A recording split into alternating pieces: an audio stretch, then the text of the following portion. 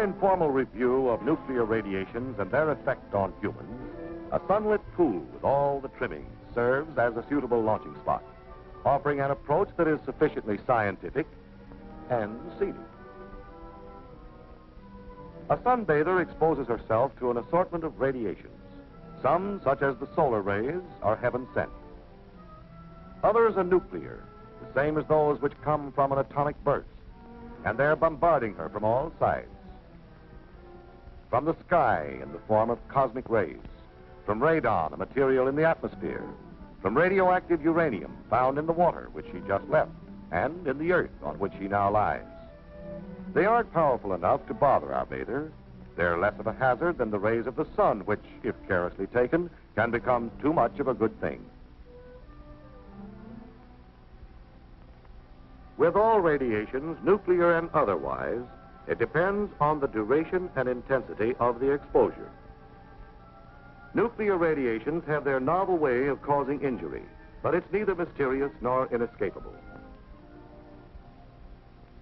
Radioactivity, as represented by the ball, causes electrons to be ejected from their atom. It's an offensive move based on ionization. Ionization disrupts the structure of atoms of which all living matter is composed.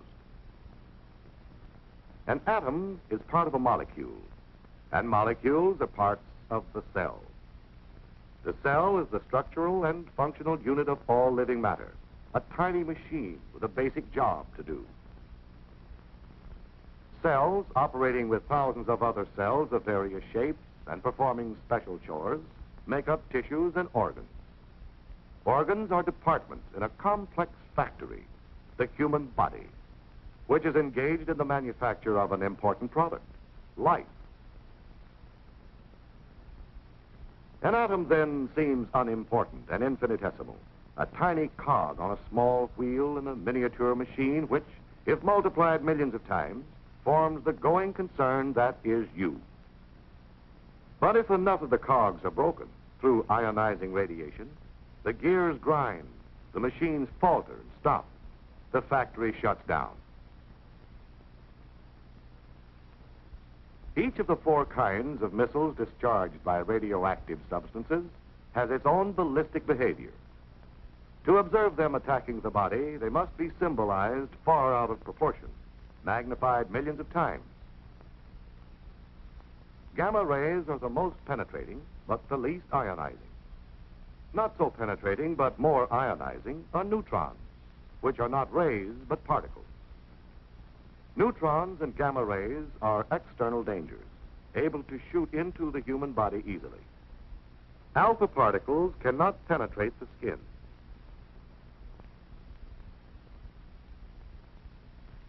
Theta particles can cause surface burns if the assault is sufficiently concentrated and sustained. Both are able to gain entry through the eating and breathing of radioactive matter or via breaks in the skin. Once inside, this so-called hot stuff takes up residence in various parts of the body, giving off highly ionizing alpha and beta particles. And how long does this radio rat race go on? The body will succeed in casting off some of this material, but it is a long, slow process. There's no effective method for dislodging the stuff. No known way of neutralizing or destroying it. There is no method of hastening its half-life, which is the time required for 50% of the substance to decay. With some substances, it is a matter of less than a second. But if you had some plutonium inside you, you wouldn't make any plans to celebrate the event. Plutonium's half-life is 24,000 years. The various kinds of cells which make up the parts of the body differ in their vulnerability to radiation. Most sensitive are lymph cells, such as those found in the tonsils. Next is bone marrow, which manufactures red and white blood cells. Then the sex cells, followed by tendons and cartilage, as in the nose.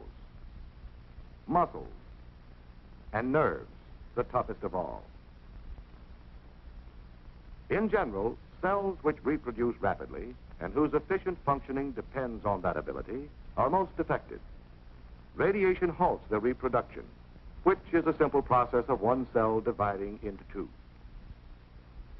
This destructiveness has been harnessed and put to work in the radium treatment of cancer, which consists of cells that have gone wild and multiplied too fast. The manifestations of radiation in the body are many and range from slight to severe. Loss of hair, nausea, bleeding, inability of the body to resist other ailments and make its own repairs. These are some of them, and they may be climaxed by the ultimate symptom, death itself. However, complete recovery is more probable. The illness runs a course from causes to effects. Much of the mystery surrounding it is maintained by the general public, which is determined to regard radioactivity as potent and irresistible as the evil spirits of the Indians. This can be partly explained by man's fear of dangers he cannot sense, a fear fanned into widespread misunderstanding and by sensational speculation on what radiations can do. Radioactivity is dangerous, but to say that it's deadly, period, is as misleading as giving a flat answer to the question, how high is up? The radium-treated dial of your watch, for instance, is harmless. Nuclear emanations became a threat when man isolated such hot stuff as radium and worked intimately with it, broadening its scientific, medical, and industrial use.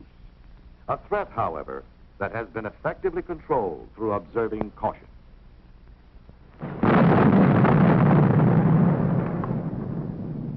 Not even the atomic bomb burst, man's boldest venture in releasing atomic power, is the DDT of humanity from which there is no escape.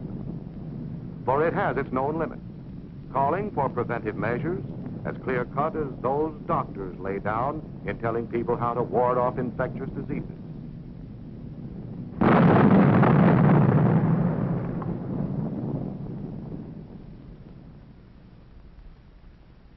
The first and obvious one is, be someplace else when it happens. Distance lends considerable enchantment to an A burst. But under some conditions, that's a hard rule to follow.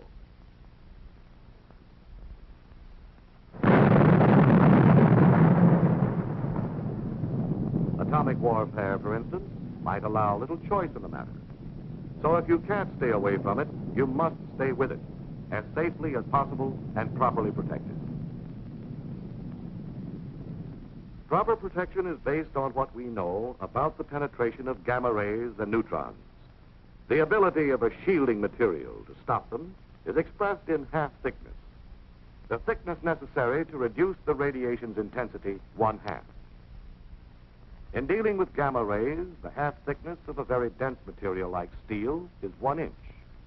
That of concrete, less dense, is 3 inches, while 12 inches of wood, which is quite porous, is required.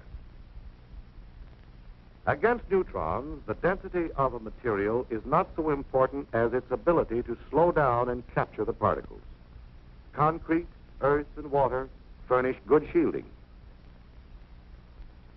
The best shelters, then, against the gamma and neutron bombardment released by an atomic explosion are strong, reinforced structures.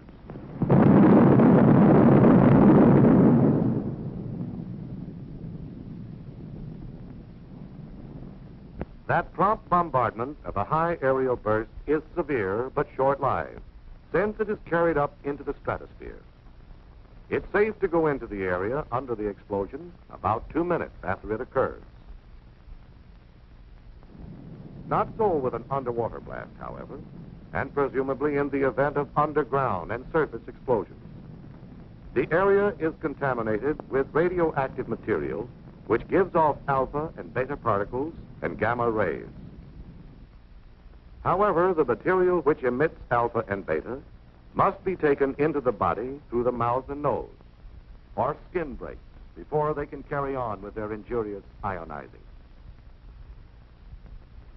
Steps to prevent the perpetration of these inside jobs include eating only food which has been inspected and passed on, guarding against breathing radioactive dust, care in handling contaminated articles, such as clothing, washing them or disposing of them if badly contaminated. Thorough cleaning, especially the hair and under the nails. Sound medical practice demands not only a knowledge of the way harmful agents operate, but an accurate estimate of those agents. Radioactivity is detected by various instruments, such as this Geiger counter and pocket chamber. They have as their unit of measurement the Röntgen, or fractions thereof. This dial is graduated in Röntgen, allowing for precise readings of contamination in persons and things. It will tell how much radiation the wearer has received. The human body's resistance to destructive agents and its recouping powers vary with individuals. This man might recover quickly from a rattlesnake bite. This one might succumb to a bee sting. Aware of this range of vulnerability, doctors have set extremely safe and low exposures, such as 0.3 of a Röntgen per week, as the maximum gamma radiation dose for laboratory and industrial workers with radioactive materials.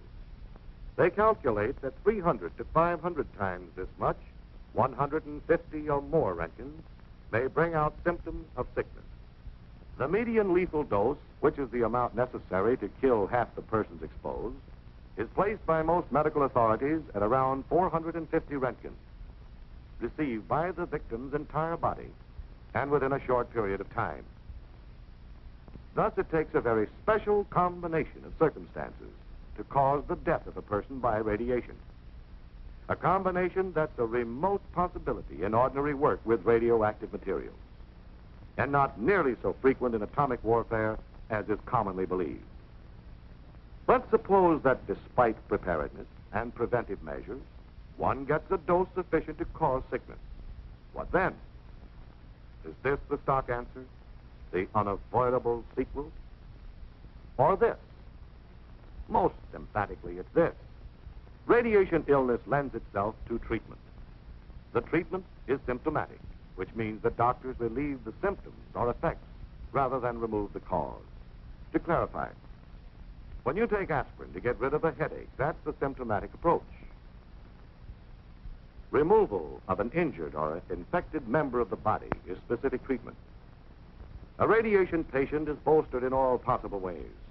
The body, a remarkable self-repairing machine, if given half a chance, is assisted in overcoming the effects of ionization. For example, if the patient's supply of red blood cells is down, he is given a transfusion of whole blood. If the count of white blood cells, the policemen, the anti-germ guards of the human system, is so low he can't resist infection, he gets penicillin. Medical researchers are constantly seeking to supplement symptomatic with specific therapy. The atomic bombing of Hiroshima and Nagasaki took the Japanese completely by surprise. Their medical facilities were pretty well knocked out. Nevertheless, an impressive share of radiation patients recovered, and it's estimated that good medical care might have reduced fatalities considerably. The Japanese didn't have that kind of care, yet the deaths attributed to the bomb's radioactivity made up a small part of the total, about 15%. It is reasonably assumed, though, that many who were killed by the bomb's other destructive forces sustained radiation doses that would ultimately have proved fatal. In short, they were burned and beaten into oblivion before they had a chance to die from radiation, which puts the finger squarely upon one of the major fallacies in the public attitude toward atomic weapons. It's the fallacy of devoting 85% of one's worrying capacity to an agent that constitutes only about 15% of an atomic bomb's destroying potential. And that's unsound. Doesn't fit.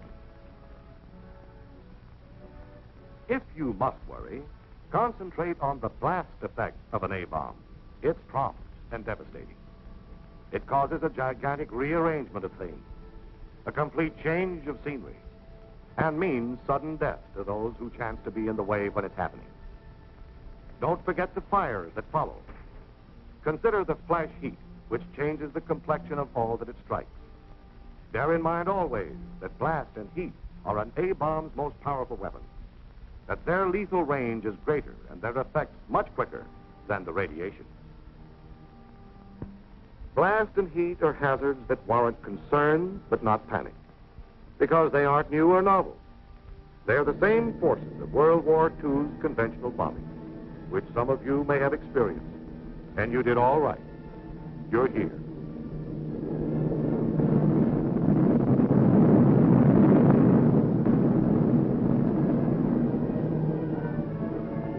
As food for thought, the possibility of atomic warfare and its relation to your well-being is understandably on your mental diet. But in your thinking, adopt the realistic viewpoint of a man engaged in a gun battle. His chief fear is not that he might come down with a case of lead poisoning, but that he's apt to get an extra hole in his head. Some of the falsehoods circulated about radiation effects are trivial, but upsetting. They're beamed right at one's self-esteem. And will eventually result in a race of bald-headed people. Just imagine it. Imagine yourself with no hair. They'll call you old skinhead, old chrome dome. And that's not all radioactivity will do. It will... Enough exposure to radiation will cause loss of hair. The treatment, if you'd insist, would be symptomatic, a toupee. But the condition would only be temporary. Your hair would come back, same color, same cowlick.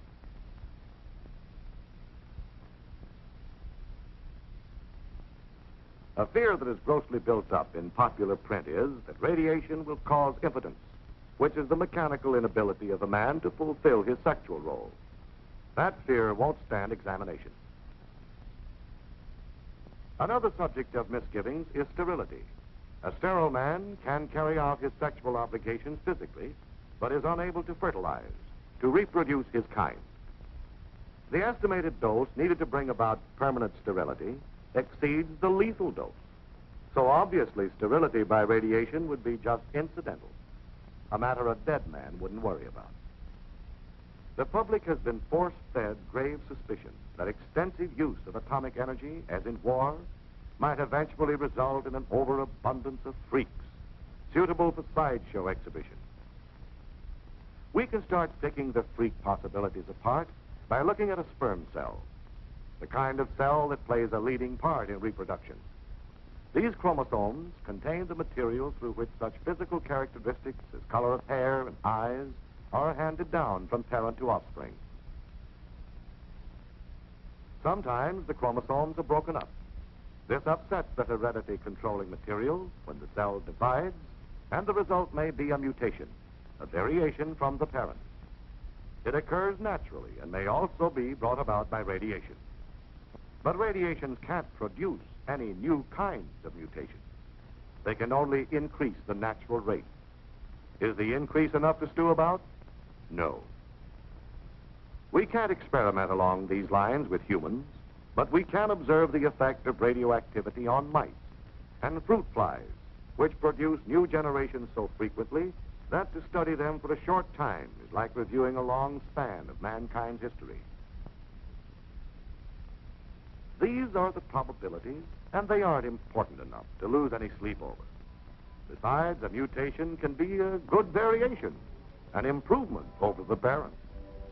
If you'll be honest with yourself, face the facts, you'll probably realize that your principal worry ought to be that your offspring will look just like you.